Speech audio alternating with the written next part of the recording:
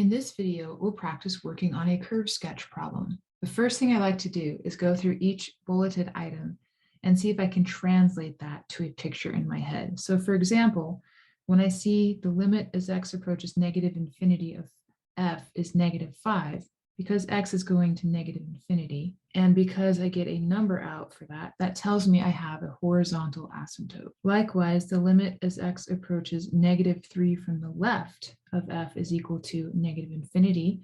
That tells me I have a vertical asymptote. The limit as x approaches -3 from the right of f is positive infinity. Again, reinforcement of a vertical asymptote. The next bullet actually tells me that I have a vertical asymptote when x is equal to +3. The limit as x approaches 3 from the right of f is equal to 5. F of 3 equals -4 is just a point, and I might actually graph that first as a rounding, so I kind of know where to draw the graph.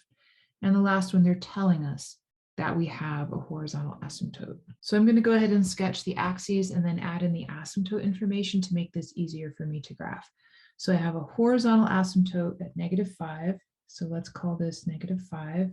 And I have a vertical asymptote at -3 and a vertical asymptote at +3 and a horizontal asymptote when y is equal to 6. So these are grid lines that are going to help me kind of anchor the graph and know what's going on. Okay, I'm going to start with the coordinate point because frequently that's a nice, easy thing to get started and I'm not staring at a blank canvas. These are going to be a little tricky to reconcile because on one side I have to have a vertical asymptote, but on the other side I have to be approaching 5. So the limit as x approaches 3 from the right is going to 5.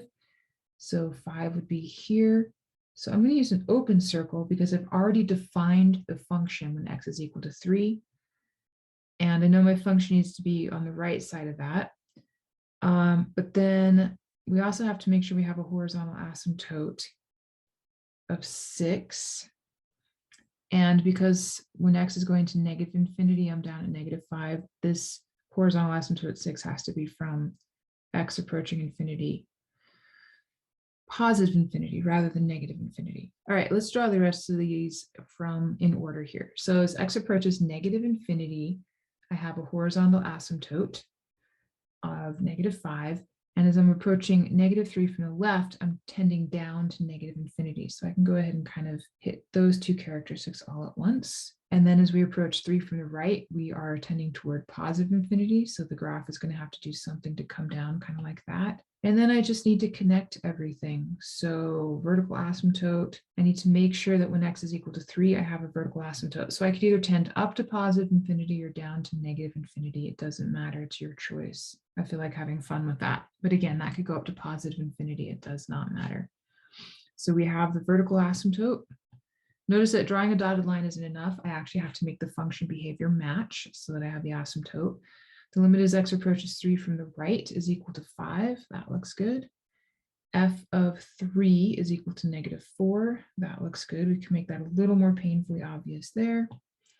And I have a horizontal asymptote 6. So that looks good. Notice that I used arrows to make the asymptotes even more painfully obvious, that behavior, that idea that the behavior is continuing on in this pattern. I've labeled the points and I've drawn the dotted lines. So do everything you can to make the graph painfully obvious.